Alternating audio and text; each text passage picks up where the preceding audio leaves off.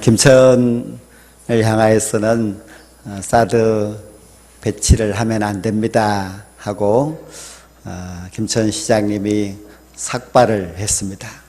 그에 따라서 이 지역의 시의원이 되는 우리 교회의 백성재 장로님도 삭발을 했습니다. 그래서 저는 좀 궁금한 것이 왜 저렇게 데모를 할 때는 머리를 깎아야 될까? 머리를 깎는 것이 무슨 뜻이 있습니까? 머리를 깎으면은 뭔가 굳건한 결의를 보여주는 겁니까? 그것은 어떤 상징적인 행위인데요. 상징 행위에는 거기에 의미가 있겠지요. 군대에 가는 젊은이를 보고 머리를 왜 깎느냐 그렇게 묻는다면은 또 거기에도 뭔가 의미가 있을 것이고, 또 자주 삭발을 하는 스님에게 머리는 왜 깎습니까? 머리를 기르면 안 됩니까? 하고 묻는다면은 자기들도 뭔가 그를 깎는 데에는 의미가 있다고 하겠지요. 사람의 모든 행위에는 거기에는 그 뜻을 담고 있습니다. 어떤 행동을 하느냐 하는 것은 그 사람의 그 마음의 생각을 그 행동으로 표현을 하는 것입니다.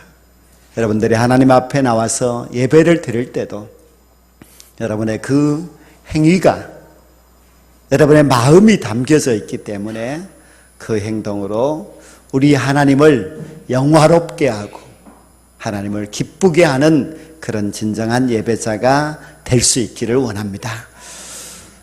에스겔 말씀을 지금 우리가 말씀 대행진에서 보고 있습니다. 그래서 에스겔 말씀을 보면은 이 에스겔이 상징 행위를 자주 합니다. 그 행위를 하는데 그 행위가 아무 의미 없는 것이 아니고 거기에는 의미가 담겨져 있는 그런 행동을 에스겔 선지자가 하였다는 말씀입니다. 에스겔서 4장에 보면은 하나님께서 에스겔에게 너는 왼쪽으로 이렇게 누워서 390일을 그렇게 누워 있으라. 또 오른쪽으로 바라보면서 누워서 40일을 누워 있으라. 그렇게 하나님이 시켜서 하게 했습니다. 그 390일은 뭐고 40일은 뭔가? 성경에 보면은 하루가 1년이다. 그렇게 말씀하십니다. 그러면 390일은 390년이고 40일은 40년입니다. 390년, 40년 그것이 무엇을 의미하는 것일까? 성경을 보면은 그것은 이스라엘의 그 죄악과 그 죄악으로 인하여서 당하는 그들의 고통을 말씀한다고 했습니다. 먼저 에스겔이 왼쪽을 바라보면서 390일을 눕습니다. 왼쪽을 보면은 북이스라엘이 보이는데 그 북이스라엘이 390년을 죄악과 살았고 그로 인한 하나님의 징벌이 있다는 말씀입니다. 그 390년이 언제인가? 북이스라엘이 남유다와 나라가 나누어져서 여로보암이 왕을 세우고부터 시작해서 나라가 다 망한 후에 저 바벨론 포로에서 돌아오는 그 해까지가 390년입니다. 하나님께서는 북이스라엘 나라를 죄악된 나라로 그렇게 보십니다. 그리고 그 죄악된 나라에서의 북이스라엘의 삶은 그것은 하나님이 내리시는 징계의 삶이었습니다. 남유다의 40년은 무엇인가? 그것은 남유다가 바벨론의 3차 공격을 받고 예루살렘이 멸망되고 포로로 끌려갔다가 다시 돌아올 때까지의 그 기한을 말합니다. 그래서 하나님께서는 남유다 나라를, 그래도 의로운 왕들이 많았던 남유다 왕국을 인정해 주셨고, 그리고 1차, 2차 포로가 있었지만은 그 기간은 빼고 3차 포로에서 돌아올 때까지의 40년을 하나님은 징계의 기간으로 보셨고, 그리고 남유다를 향한 하나님의 징계는 매우 짧고 또 아주 가볍게 그렇게 하시겠다고 말씀하십니다. 하나님의 말씀은 다 이루어집니다. 하나님께서 말씀하신 것은 다 오점이 없이 그대로 다 이루어집니다. 하나님께서 390년 하면 390년이고 40년 하면 40년이 됩니다. 하나님이 390년, 40년을 말씀하신 것은 죄악에 대한 징계입니다. 하나님은 죄에 대해서 반드시 심판하십니다. 우리는 죄를 무서워해야 됩니다. 죄를 하나님께서 엄히 다스리기 때문에 우리가 죄악을 두려워하고 그 죄악 가운데 빠지지 않으려고 노력하는 삶이 되어야만 합니다. 우리가 죄에 대하여서는 반드시 하나님이 징계하신다는 것을 안다면 우리는 죄를 두려워하고 죄악을 멀리하고 늘 하나님 앞에서 의로운 삶을 살아가려고 노력하는 저희들 모두가 될 수 있기를 원합니다. 에스겔서 5장 말씀에 보면은 에스겔이 삭발을 했습니다. 에스겔이 왜 삭발을 했을까? 사드 반대 데모하는 것도 아닌데 왜 에스겔이 머리를 깎았을까? 에스겔은 머리카락만 깎은 것이 아니라 자기 수염도 다 깎았습니다. 그러더니 그 머리카락과 그 수염을 저울에다가 올려놓고 무게를 달아서 3분의 1씩 나누었습니다. 그리고 처음 3분의 1은 그 성 안에서 불로 태웠습니다. 두 번째 3분의 1은 성 벽 위에 올라가더니 그것을 칼로 잘랐습니다. 그리고 세 번째 3분의 1의 그 머리카락 수염은 바람에다가 날려버렸습니다. 이것도 상징 행위입니다. 무엇인가 의미가 있다는 뜻이지요. 무슨 의미가 있을까? 성 안에서 불태운 3분의 1은 장차 유다 백성들이 그 성 안에서 3분의 1이 기근과 전염병으로 죽게 되리라는 예고입니다. 두 번째 칼로 쳤던 3분의 1은 장차 바벨론의 군대가 와서 이 예루살렘이 침략을 당하여서 3분의 1의 사람들이 그들의 칼날에 죽으리라는 예고입니다. 마지막 3분의 1의 바람에 날려갔던 그 머리카락은 유다 백성들이 포로가 되어서 먼 나라로 끌려가 흩어지게 되리라는 그런 예언의 말씀입니다.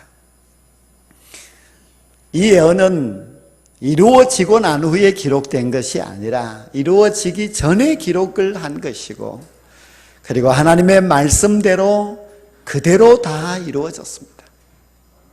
하나님께서는 기근과 전염병으로 그 성 안에서 포위되어 있을 때 많은 백성들이 죽게 하셨고, 그리고 바벨론의 군대가 예루살렘을 함락시킬 때에 무참하게 그 유다 백성들을 죽게 하셨습니다. 그리고 포로가 되어서 먼 나라로 이제 끌려가게 되지요. 하나님의 말씀은 1.1획도 틀림이 없이 다 이루어집니다. 하나님께서는 심판하실 때에 미리 말씀하시고 심판하셨고, 그리고 말씀하신 그대로 심판하셔서 그 하나님의 말씀들이 다 이루어지는 것을 그 백성들로 하여금 똑똑히 보고 체험하게 하셨습니다. 그런데 그 머리카락과 수염을 이제 이렇게 3분의 1씩 나누어서 행동으로 보여주었을 때에 그 유다 백성들이 다 보았지요. 도대체 왜 이렇게 이상한 행동을 하느냐? 에스겔이 설명을 합니다. 그러나 그 누구도 에스겔의 말을 듣고 믿으려고 하지 아니하고 모두가 조롱하고 비웃습니다. 절대로 그런 일은 없을 것이라고 그렇게 믿지 않았습니다. 그러나 그들이 아무리 믿지 않아도, 아무리 조롱을 해도 하나님께서는 그 약속하신 대로, 하나님이 계획하시는 대로 이루어서 결국 그 남유다가 하나님의 심판을 받게 됩니다. 근데 그 에스겔이 그런 행동을 할 때에 한 가지 좀 특이한 행동을 하였습니다. 그것을 3분의 1로 나눌 때에 그 머리카락 또 수염의 일부를 자기 옷자락에다가 이렇게 쌌습니다. 그럼 옷자락에 싼 그것은 무슨 의미가 있느냐? 거기도 의미가 있습니다. 그것은 마지막 하나님의 그 심판의 날이 이뤘을 때에 하나님께서 남은 자들, 택한 자들을, 그들을 보호하여 주시겠다는 그런 의미가 담겨져 있습니다. 하나님은 심판하시지만은 그러나 구원받을 자는 반드시 지켜주십니다. 하나님께서는 물론 이 세상을 심판하시는 노아의 홍수 때도 노아의 가족은 방주로 보호해 주셨습니다. 하나님이 심판하시는 그날 하나님의 보호를 받는 하나님의 백성이 꼭 될 수 있기를 원합니다. 여러분 모두가 하나님의 보호를 받고 구원의 방주에 올라갈 수 있는 하나님의 의로운 백성들이 꼭 될 수 있기를 주의 이름으로 간절히 축원합니다. 오늘 읽은 에스겔 9장 말씀에는 에스겔이 예루살렘이 함락되는 것을 환상으로 지켜보고 있습니다. 그러니까 하나님께서 6명의 천사들을 부르셨습니다. 그런데 그 6명의 천사에게 사람을 죽이는 무기를 가져라고 했습니다. 그리고 하나님께서는 이제 정한 기한이 되었으니 이 예루살렘을 다니면서 그 백성들을 치라고 했습니다. 친다는 것은 그 죽이는 무기로 그 예루살렘에 있는 백성들을 죽이라는 것입니다. 남녀노소를 불문하고 그들을 쳐서 죽이라 말씀하셨습니다. 이제 심판이 시작된 것입니다. 그러면 하나님께서 이렇게 심판하시는 하나님, 무서운 하나님이신가? 우리는 성경을 볼 때에 하나님은 오래 기다리시는 하나님임을 알 수가 있습니다. 하나님은 죄악을 범한다고 해서 즉시 심판하시는 분이 아니십니다. 하나님은 죄악된 백성들이 다시 회개하고 돌아오도록 얼마나 오랫동안 기다리는지 모릅니다. 그것은 단지 이스라엘 백성들에게만 해당되는 것이 아니었습니다. 우리가 아브라함이 살았던 그 가나안 땅, 그곳에는 원래 가나안 원주민들이 살고 있었는데 그들의 죄악이 가득 차 있었습니다. 하나님은 그들이 회개하고 돌아오기를 470년 동안 기다렸습니다. 우리가 여호수아의 군대가 가나안을 진멸한다고 해서 여호수아 군대 너무하지 않은가 생각할지 모르지만은 하나님은 그들의 그 죄악을 보시고 470년 동안이나 기회를 주시고 기다리셨건만 그들이 끝내 죄악 가운데서 돌아오지 않았기 때문에 하나님이 심판하신 것입니다. 하나님의 택한 이스라엘 백성들을 향한 하나님의 기다림은 더 간절하고 더 오랫동안 지속되었습니다. 하나님은 이스라엘 백성들이 죄악을 범할 때에 선자를 보내어서 그들을 향하여서 돌아오라고 목 놓아 부르며 간절히 호소했건만 이스라엘 백성들은 끝내 하나님께로 돌아오지 않았습니다. 죄악의 그 강도가 점점 더 세어져서 하나님의 마음을 너무너무 아프게 합니다. 나중에는 그 거룩한 하나님의 성전 예루살렘 성전 안에도 우상을 세울 정도로 이스라엘 백성들은 죄악에 깊이 빠졌습니다. 하나님께서는 돌아오라고 말씀하실 때는 아직은 구원의 날이요 은혜를 베푸심입니다. 하나님이 돌아오라고 말씀하실 때에 그 말씀을 듣고 돌아가는 사람은 구원받게 됩니다. 그때는 아직도 하나님이 기회를 주시는 때이기 때문에 돌아가면은 구원받게 되고 하나님의 구원의 그 은혜로 말미암아 살 수 있습니다. 그러나 하나님께서는 무작정 기다리고 계시는 분은 아니십니다. 분명히 어느 때가 되면은 하나님이 심판하십니다. 하나님은 에스겔에게 예루살렘을 이제 심판하신다 그렇게 환상으로 보여주셨습니다. 그리고 나서 하나님은 다시 7년을 기다리십니다. 이렇게 하나님은 그래도 애타는 마음으로 너무 안타까운 마음으로 그 백성을 구원하시려고 기다리고 계셨습니다. 그러나 7년의 세월이 흘렀지만은 유다 백성들은 하나님께로 돌아오지 않고 더 깊은 죄악에 빠졌습니다. 더 이상 하나님은 기다릴 수 없었기 때문에 남유다 예루살렘을 마지막으로 심판하셔서 그들을 멸망시켰습니다. 하나님께서는 지금 우리에게 구원의 때를 주셨습니다. 주님이 얼마든지 벌써 와서 이 세상을 심판해도 되건만 아직까지 주님이 재림하시지 않는 이유는 지금 또 하나님이 우리에게 구원의 기회를 주신 것입니다. 만약에 주님께서 10년 전에 오셨다면 아마 이 자리에는 구원받지 못하고 지옥에 갈 수밖에 없었던 사람들도 많이 있었겠지요. 하나님께서는 이 재림을 미루시는 것도 한 생명이라도 더 구원하시기 위함입니다. 한 생명이라도 더 하나님께 돌아오기를 애타는 마음으로 하나님이 기다리고 계신다면 우리도 물론 돌아가야 되겠지만은 그러나 우리의 사랑하는 가족, 우리의 이웃들도 빨리 하나님 앞으로 돌아올 수 있도록 우리가 전도해야만 합니다.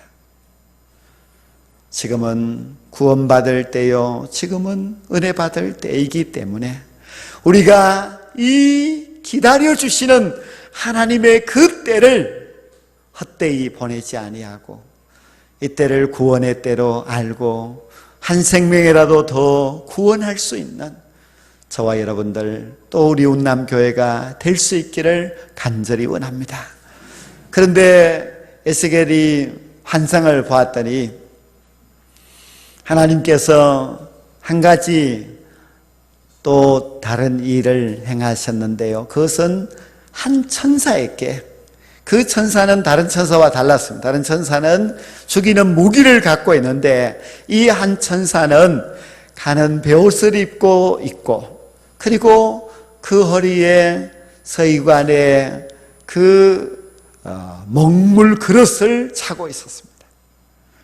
먹물이 담겨져 있는 그릇을 차고 있었는데 그 그릇만 있는 것이 아니라 붓도 갖고 있었습니다. 하나님께서 그 천사에게 너는 이 예루살렘을 다니면서 이제 사람에게 그 이마에다가 표시를 하라고 했습니다. 어떤 사람에게 표시를 하는가 하면은 그 예루살렘에 일어나는 가증한 행위를 보면서 너무 마음이 아프어서 애통하며 우는 자들의 이마에 표시를 하라고 했습니다.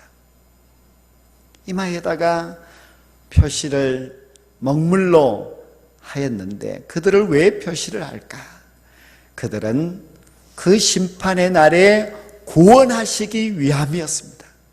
하나님께서는 항상 심판하시기 전에 구원받을 자를 인쳐주시고 그리고 그들을 심판에 빠지지 아니하도록 구원하여 주십니다. 과거 노아의 시대에도 하나님은 노아의 가족들을 구원하여 주셨습니다. 소돔과 고모라성 그 제약된 도시를 멸망시킬 때도 롯의 가정을 먼저 구원해 주셨습니다. 여리고 성이 함락될 때도 하나님께서는 라합의 가정을 구원하여 주셨습니다. 하나님은 이 세상 마지막 때에 주님이 오셔서 심판하시는 그때도 구원할 자를 미리 표시를 하시고 그 표가 된 사람들은 그날에 다 구원을 받게 됩니다. 우리가 요한계시록에 보면은 요한계시록 14장에 천사가 구원받을 자의 이마에 표시를 합니다. 무슨 표시를 하는가 하면 예수의 이름을 기록해 놓는다고 했습니다.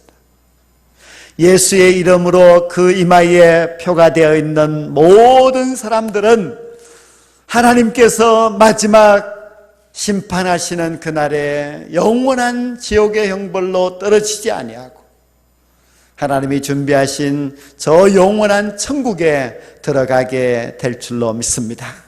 그러면은 예수의 이름으로 인쳐진 그 표가 무엇이겠습니까? 그것은 나를 위하여서 대신 십자가에 달려 죽으신 예수 그리스도의 그 보혈의 인침이십니다. 나 같은 사람은 용서받을 길이 없고 영원히 죽어 멸망받아 마땅한 죄인임에도 불구하고 나의 구주 예수님께서 나를 대신하여서 십자가에 죽으셔서 나를 구원하여 주신 것을 내가 믿고 그분을 나의 구주로 영접하는 자에게는 하나님께서 그 이마에 예수 그리스도를 믿는 자로 인쳐주셔서 그 이마에 있는 그 표시를 보고 하나님께서 마지막 날에 우리를 구원하여 주시는 줄 믿습니다.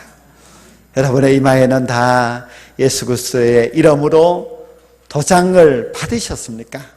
여러분들이 집에 가셔가지고 한번 이마를 만져보십시오. 정말 도장이 있는가?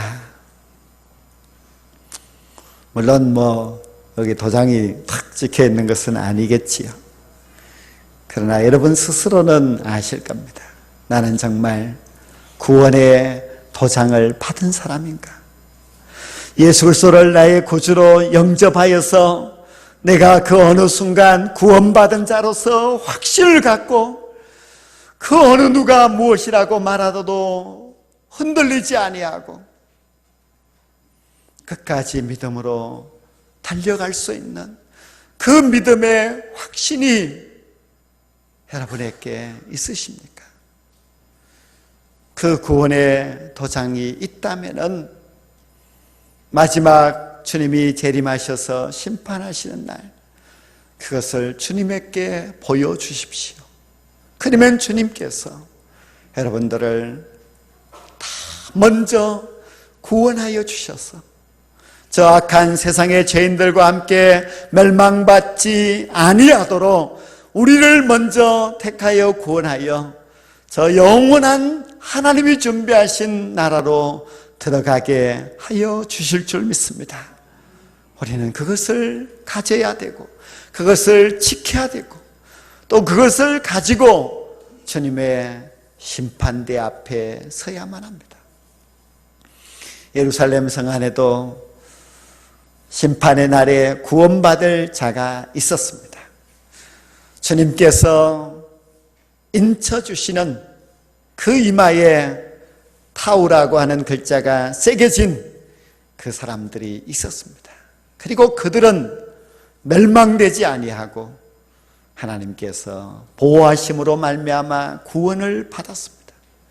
노아의 때만, 예루살렘 때만 있는 것이 아니라 이 세상 마지막 주님의 재림의 심판의 그날에도 오직 주님의 인치심을 받은 주의 택한 백성들만이 구원의 나라, 영광의 나라에 들어가게 될 줄로 믿습니다. 그 인치심을 가지시고 이제 이 세상에서 어떤 어려움이 있어도 믿음으로 끝까지 싸우셔서 영생을 얻고 천국을 차지하게 되는 여러분과 또 저가 될 수 있기를 주의 이름으로 간절히 축원합니다. 기도드리겠습니다.